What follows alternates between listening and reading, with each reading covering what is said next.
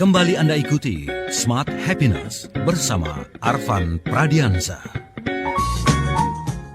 Anda masih bersama dengan kami Smart Listeners bersama dengan Motivator National Leadership and Happiness Pak Arfan Pradiansyah. Dan Anda yang bergabung bersama dengan kami, baru bergabung mungkin kami informasikan bahwa di pagi hari ini kami masih membahas sebuah topik yang menarik, making decision. Mengapa kadang sulit begitu ya membuat sebuah keputusan.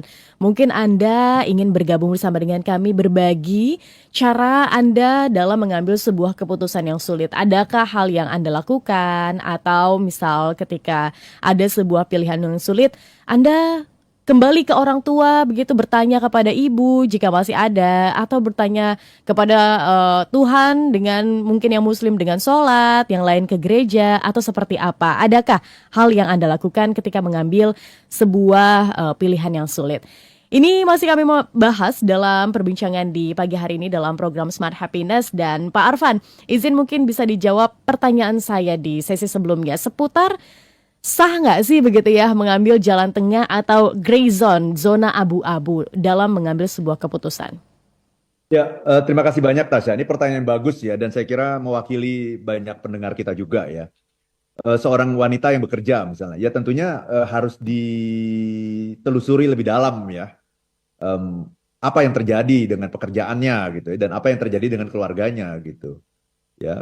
Bisa saja dalam situasi-situasi yang normal ini berjalan seiring gitu ya. Misalnya saja Tasya harus bekerja dan kemudian harus menitipkan anak kepada orang tua misalnya ya, atau menitipkan anak kepada pengasuh dan sebagainya ya.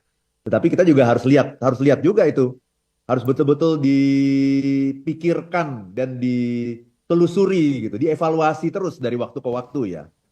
Ini anak ini semakin baik apa enggak nih gitu ya, semakin berkembang atau tidak nih, ada masalah-masalah atau tidak nih gitu, karena saya sering meninggalkan anak misalnya begitu kan. Jadi itu memang tidak sederhana sih, jadi kita harus selalu evaluasi dari waktu ke waktu. Begitu juga dengan pekerjaan di kantor gitu, itu harus selalu dievaluasi apakah misalnya saya menjadi sering tidak masuk kantor gara-gara urusan keluarga dan sebagainya. Tentunya kita tidak ingin mengorbankan salah satu dari keduanya itu gitu. Jadi dalam situasi normal ya kita harus selalu menelusuri gitu ya, yang mana yang harus diambil, langkah yang mana yang harus diambil.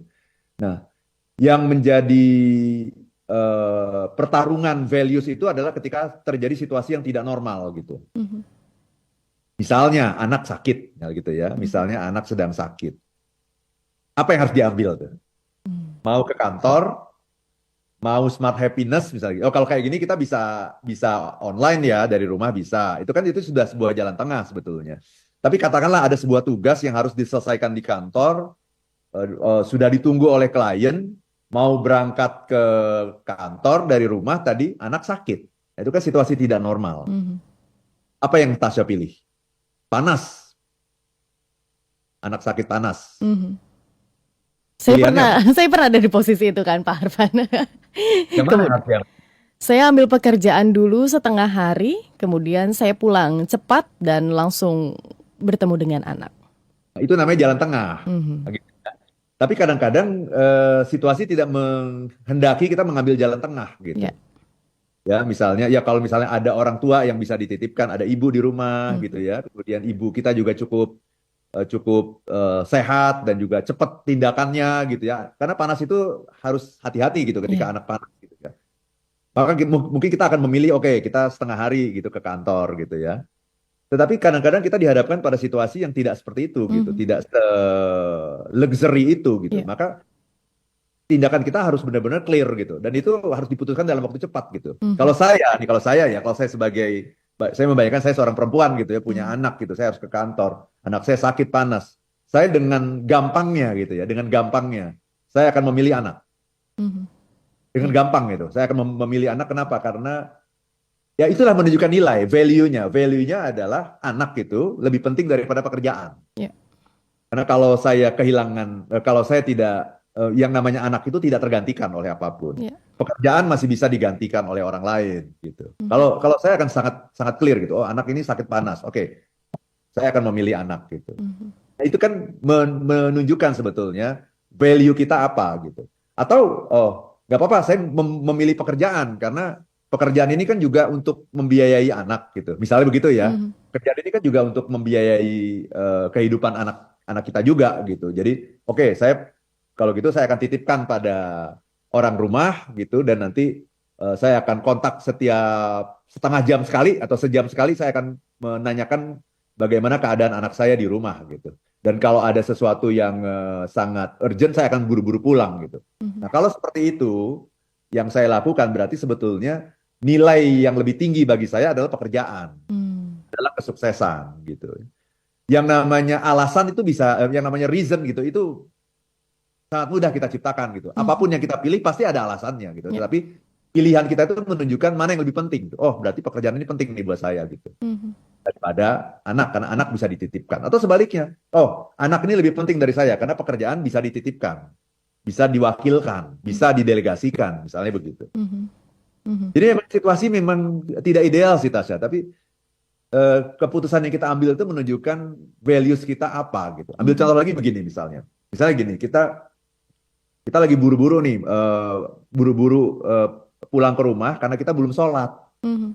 Dan waktu sholat udah mau habis. Ya, Ya udah sering ya. tinggal, kan udah tinggal 15 menit lagi habis nih waktu nih. Kita Mhm. buru-buru banget. Nah, ini udah dekat rumah. Ternyata di depan rumah ada orang kecelakaan.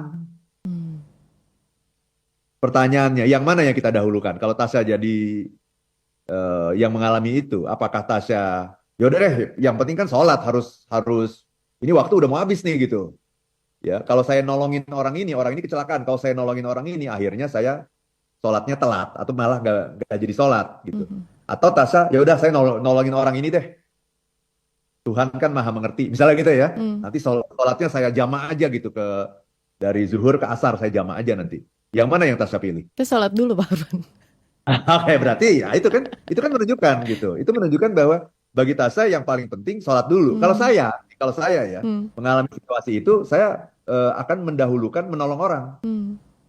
Ini waktu sholat tinggal 15 menit nih.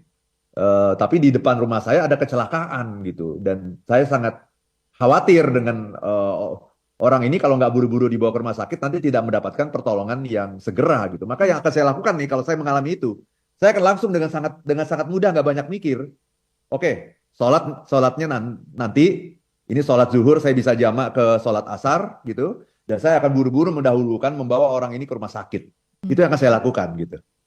Nah, dalam hal ini kita berbeda nilai, Iya. berarti kita berbeda values. Kalau Tasa mengatakan, ya ini kan sholat kan penting nih, gitu. Kita harus menghadap Tuhan, gitu. Kalau saya mengatakan orang ini nyawa buat saya sangat penting, bahkan mungkin lebih penting.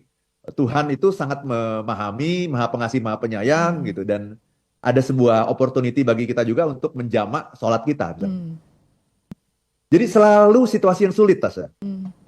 Selalu situasi yang sulit yang membutuhkan keputusan dari kita gitu. Hmm. Nah, itulah yang akan muncul nanti dalam situasi sulit itu, values-mu apa, nilaimu apa gitu. Dan yang membuat kita sulit mengambil keputusan adalah karena values kita nggak jelas. Nah, Ya. kalau values-nya jelas, apapun yang Anda lakukan, misalnya kalau Tasya tadi mendahulukan sholat, ya itulah values-nya. Dan itu menjadi sangat gampang bagi Tasya karena Tasya punya values. Mhm. Begitu juga saya, kalau saya mendahulukan menyelamatkan nyawa orang misalnya. Mhm. Jadi apapun yang kita ambil itu menjadi cepat karena values kita jelas. Hmm. Values kita nggak harus sama, saya dan Tasya nggak harus sama, tetapi yang penting kita punya values, kita tahu gitu dalam hidup kita itu prioritasnya itu ada di mana gitu. Baik. Itu yang akan memudahkan kita mengambil keputusan gitu. Kalau Baik. kita nggak jelas ini maunya apa, akhirnya bingung kan? Dahuluin sholat dulu atau menolong orang dulu ya? Nah, bingung kan? Mhm. Mendahulukan anak dulu atau pekerjaan dulu ya? Bingung kan? Mau lari pagi atau mau tidur lagi kan? Bingung kita. Itu namanya nggak punya values. Mhm. Mhm. Orang yang punya values itu nggak bakal bingung dalam mengambil keputusan. Terlepas dari keputusannya benar atau salah, itu soal lain. Oke. Tapi benar punya values dulu gitu. Baik, tapi mungkin ini juga akan menjadi sulit begitu ya Pak Arfan ya untuk orang yang mungkin overthinking karena ketika berpikir bahwa oke saya mengambil keputusan ini karena sesuai dengan value saya tapi ini juga harus nih dilakukan nih. Gimana Pak Arfan agar ya itu pikiran-pikiran overthinking ini tidak menghambat dalam mengambil sebuah keputusan?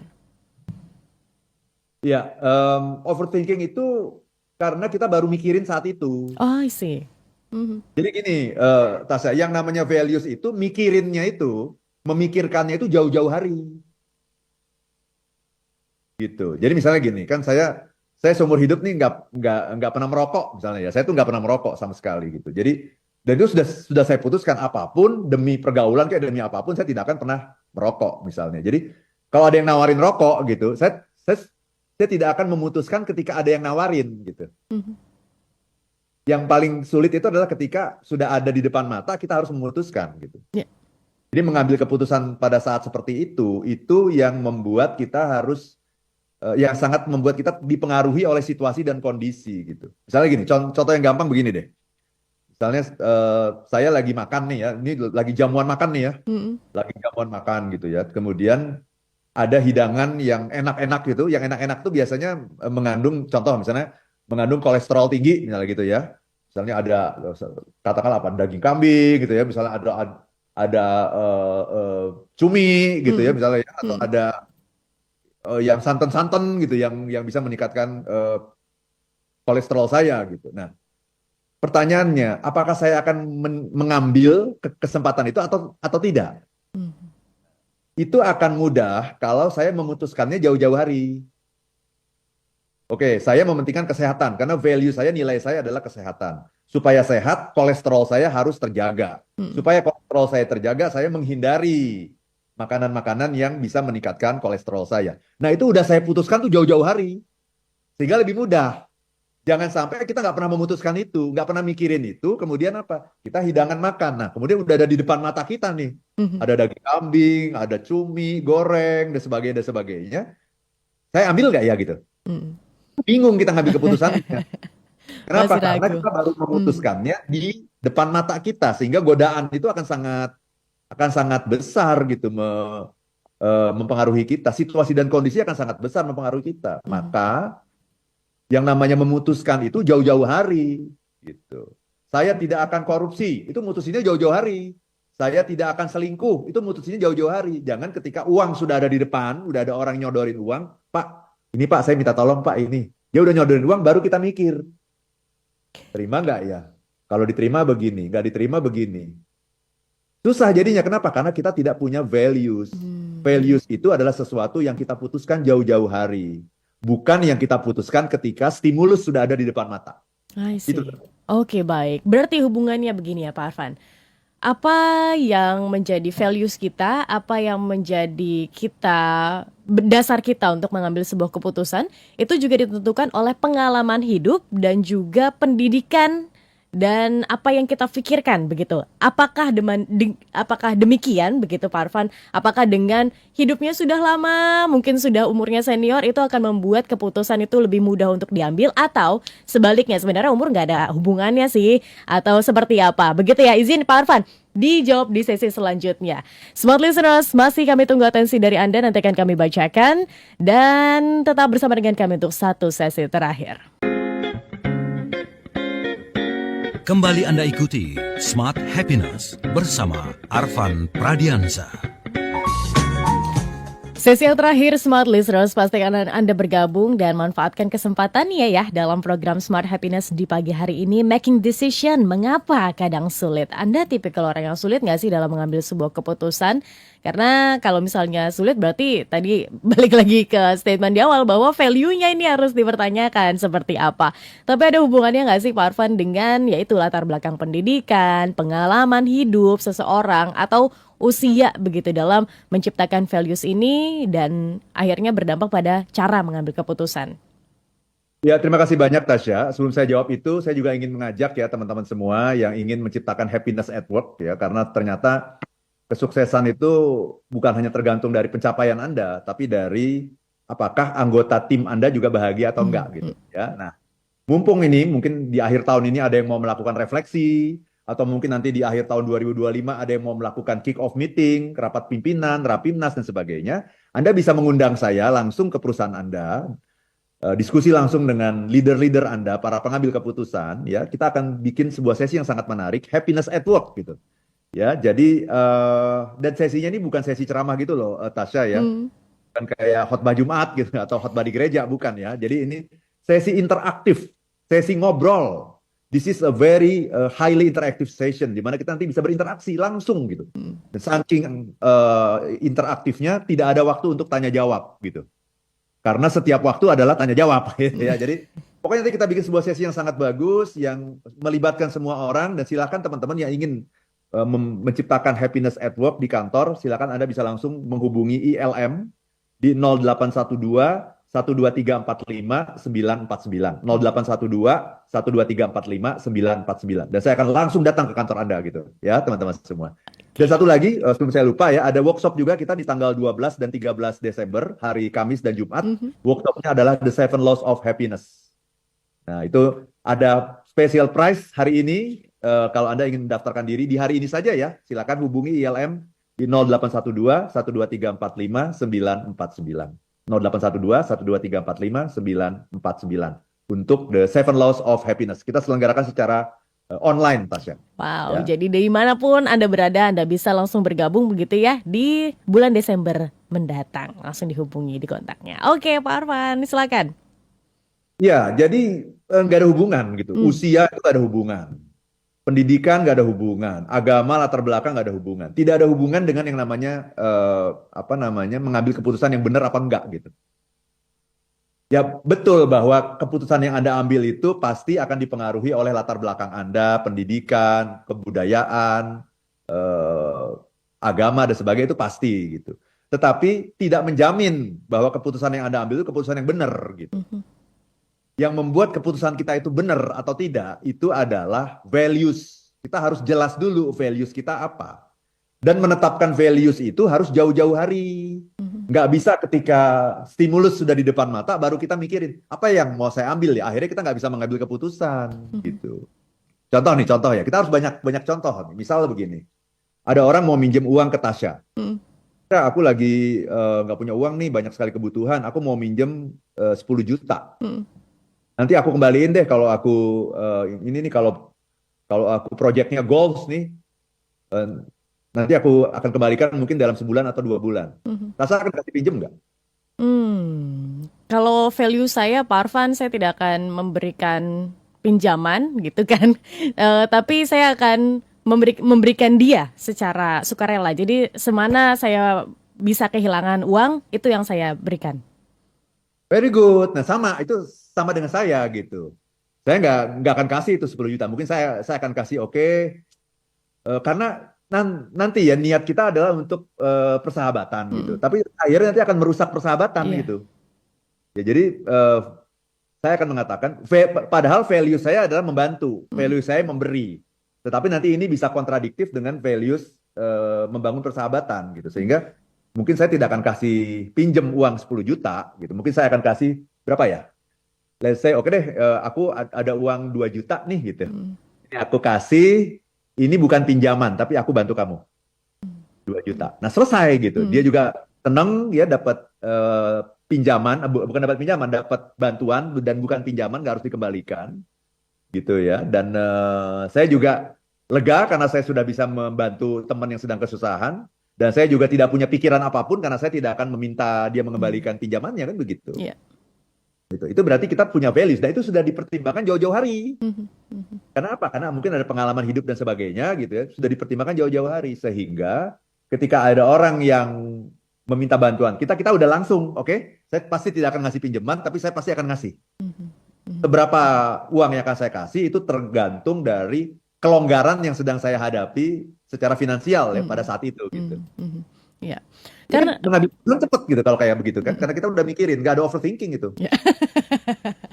Jadi berhubungan juga nih Pak Arfan dengan pertanyaan dari Pak Rifai di Bekasi. Selamat pagi Pak Rifai. Pak Arfan, kalau untuk nilai-nilai sebuah organisasi bisnis, apakah berasal dari founder, diskusi dengan manajemen, atau menerima masukan dari seluruh karyawan? Bagaimana menentukannya? Nilai-nilai ya tentu saja dari founding father-nya, yang ketika orang mendirikan bisnis itu kan pasti ada sebuah alasan ya. Nah, alasan itu jangan hanya alasan finansial, alasannya untuk cari duit gitu. Semua bisnis juga ujungnya adalah uang ya, tetapi apa alasan yang lebih fundamental gitu ketika Anda mendirikan sebuah bisnis. Contoh, misalnya saya mendirikan ILM. ILM ini sudah berusia 20 tahun ya. Dan selama 20 tahun itu kita selalu menolak yang namanya kickback. Hmm. Oh ya, kickback ya. Jadi kickback itu apa istilahnya? Kalau kita mau dapetin project gitu, ya ada eh, banyak cara untuk mendapatkan proyek gitu. Nah, kalau saya selalu menolak untuk misalnya memberikan upeti gitu, Hmm. memberikan upeti kepada siapapun, saya akan tolak gitu. Dan ada resikonya. Resikonya adalah apa? Kita kehilangan proyek gitu. Mhm. Mungkin kita akan kehilangan klien gitu. Dan memang sudah ada beberapa pengalaman ya, ada beberapa klien yang menawarkan, Pak Arfan kalau mau masuk di perusahaan ini, Bapak harus deketin tuh si X gitu ya, dan nanti Bapak harus kasih tuh opeti berapa, atau dari proyeknya mungkin 20%, 30% harus diberikan kepada Hmm. orang tersebut supaya aman proyek Bapak di sini. Mhm. Nah, pertanyaannya, kira-kira saya mau atau enggak menurut Tasya? Enggak mau, dan ada resiko memang. Resikonya apa? Kehilangan bisnis. Ya. Tapi ya saya sudah putuskan itu. Jadi karena ini udah diputuskan sejak lama, bahkan sejak ILM ini berdiri, saya dan istri saya misalnya sudah memutuskan kita tidak akan pernah memberikan upeti kepada siapapun gitu. Mhm. Karena kalau saya memberikan upeti, ya yang pertama itu menunjukkan bahwa saya tidak menjalankan apa yang saya ajarkan gitu. Mhm. Saya selalu mengajarkan integritas, kebaikan, kejujuran. Kok saya mendapatkan proyek dengan cara nyogok? Mhm. Kan saya jadi kayak malu terhadap diri saya kan. Saya Mhm. nggak punya harga di depan diri saya sendiri kan sebenarnya. Mhm. Apalagi di depan Tuhan kan begitu. Mhm. Itu satu. Yang kedua, kalau saya sepakat dengan cara seperti itu berarti saya menunjukkan bahwa produk saya jelek. Ya. Kenapa? Ya, kamu dapat dapat apa project itu bukan karena produkmu bagus. Mhm. Kamu dapat project itu karena kamu memberikan upeti kepada penyelenggara project gitu. Mhm. Kan jadi saya nggak punya harga di depan diri saya kan. Nah itu udah saya pikirin sejak lama itu. Sehingga ketika siapapun meminta saya untuk ngasih upeti, kemudian saya akan senyum gitu, dan dengan ramah tamah dan baik hati saya akan mengatakan, aduh Pak maaf, kita nggak terbiasa kayak begitu Mhm. gitu. Aduh, kita pingin banget nih bekerja sama-sama Bapak, tapi takut kalau pakai cara kayak gitu. Itu adalah hanya sopan santun, tata krama dalam bisnis gitu. Ya. Tetapi saya sudah pikirkan sejak lama, apapun bahkan istilahnya kita udah nggak ada project pun kita akan menolak Mhm. tawaran-tawaran semacam itu gitu. Mhm. Itu Baik. Tas. Jadi Baik. eh, itu selalu diputuskan sejak lama. Nggak bisa kita memutuskan hanya pada saat kita mendapatkan stimulus. Mhm. Karena kalau kita memutuskan hanya pada saat kita sedang mendapatkan stimulus, maka keputusan yang kita ambil itu akan sangat dipengaruhi oleh situasi dan kondisi yang sedang kita hadapi di lapangan. Dan Mhm. sangat mungkin kita salah. Baik, Itu oke. Tasya. Pak Arfan, waktu kita terbatas, tapi ada satu pertanyaan lagi yang menurut saya penting. Ini dari Pak Anyan Maverick di YouTube channel kami. Selamat pagi Tasya, Pak Arfan. Apakah values bersifat permanen atau bisa berubah? Apakah antar values bisa bertentangan? Sebaiknya berapa banyak values yang kita anut? Singkat saja Pak Arfan, silakan. Bisa nggak Jawabannya nih? nggak bisa singkat. Ini jawabannya nanti kita bikin talk show sendiri deh ya Oke. untuk values ya. Tapi yang ingin saya sampaikan adalah values itu adalah sesuatu yang sangat penting bagi kita. Mm. Values itu adalah menunjukkan siapa diri kita. Maka kita harus punya waktu dalam hidup kita ini, Tasya. Jangan sibuk terus, jangan. Tapi coba ambil waktu, jeda, renungkan apa sih sebetulnya yang ingin Anda cari dalam hidup ini. Mhm. What matters most to you? Apa yang paling penting bagi Anda dalam hidup? Nah, jangan lupa ya kalau kita bicara mengenai values, values itu ada values yang primer, ada values yang sekunder. Tidak semua values itu sama. Mhm. Ya misalnya nih saya kasih contoh, values yang sekunder itu apa sih? Kerjasama, ya, disiplin, keberanian, kreativitas, inovasi, komunikasi, fleksibilitas, itu semuanya adalah values yang sekunder. Karena bisa saja orang itu bekerja sama, kerjasamanya bagus, tetapi dia kerjasama untuk korupsi. Melanggar values yang primer. Values yang primer adalah apa tadi? Kebenaran. Values primer itu ada 5 atau 6, boleh Hmm. ya. Kebenaran, Kebaikan. kebaikan, keadilan, cinta kasih, kebahagiaan. Plus yang merangkum semua itu adalah yang namanya kesehatan. Nah itu. Jadi ada 6 lah ya, itu values yang primer. Nah, values-values yang primer itu yang sangat penting. Jangan sampai nanti values yang sekunder misalnya, saya berani. Berani itu bukan primer. Karena ada orang yang berani untuk korupsi, berani untuk selingkuh, itu bukan primer. Berani itu hanya bagus kalau berani dalam kebenaran, kebaikan, keadilan, cinta kasih, kebahagiaan. Baik. Gitu. Jadi tidak, values itu nggak sama gitu. Ada primer, ada sekunder. Dan tugas kita adalah menunjukkan, memikirkan jauh-jauh hari apa sesungguhnya yang menjadi values kita, sehingga ketika datang sesuatu yang membutuhkan pengambilan keputusan, kita bisa dengan cepat melakukannya. Gitu. Baik, oke. Terima kasih Pak Arfan untuk insight-nya di pagi hari ini. Dan Smart Listeners, terima kasih untuk Anda yang bergabung. Mohon maaf sekali, banyak pertanyaan yang belum dijawab. Pak Alex begitu bergabung bersama dengan kami. Selamat pagi. Dan juga dari YouTube channel kami juga Pak Moh Mujamil juga bergabung. Terima kasih Smart Listeners. Kita akan bertemu lagi di minggu depan bersama dengan Pak Arfan Pradesya, tentu saja dengan topik dan pembahasan yang berbeda. Akhir kata, saya Tasya Rustama. Saya Arfan Pradiansyah. If you wanna be happy, be happy happy now. Now.